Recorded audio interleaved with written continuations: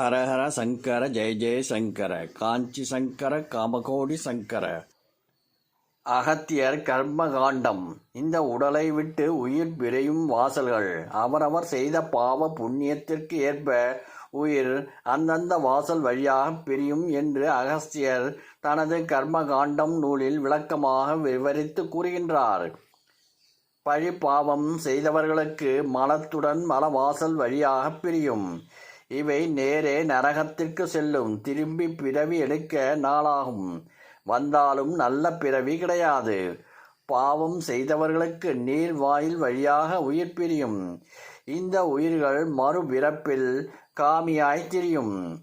பாவம் நிறையவும் புண்ணியம் குறைவாகவும் செய்த உயிர்கள் நாபி வழியே பிரியும்.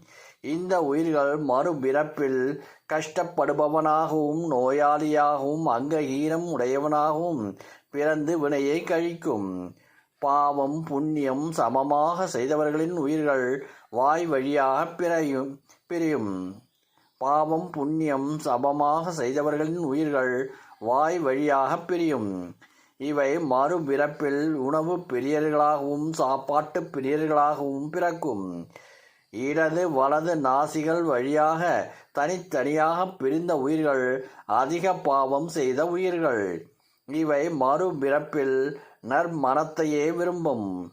இடது வலது செவியில் வழியாக பிரிந்த உயிர்கள் மிகவும் சிறிதளவே பாவம் செய்த உயிர்கள். இவை மறுபிறப்பில் கேள்வி செல்வம் உடையதாக பிறக்கும். முக்தியை தேடி முயற்சிக்கும். இடது வலது கண்கள் வழியாக பிரிந்த உயிர்கள் மிகவும் புண்ணியம் செய்த உயிர்கள்.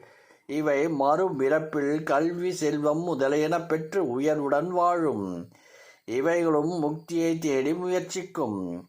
பழி பாவத்தைக் கண்டு அஞ்சி வாழும் குரு பக்தி கடவுள் பக்தியுடன் வாழும்.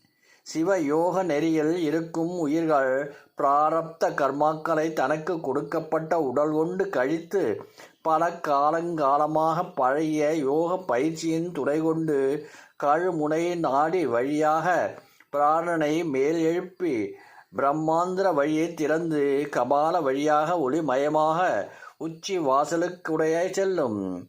இவ்வாறு சென்ற உயிர் மீண்டும் பிறவாது. ஹரஹர சங்கர ஜெய ஜெய சங்கர காஞ்சி சங்கர காமகோடி சங்கர.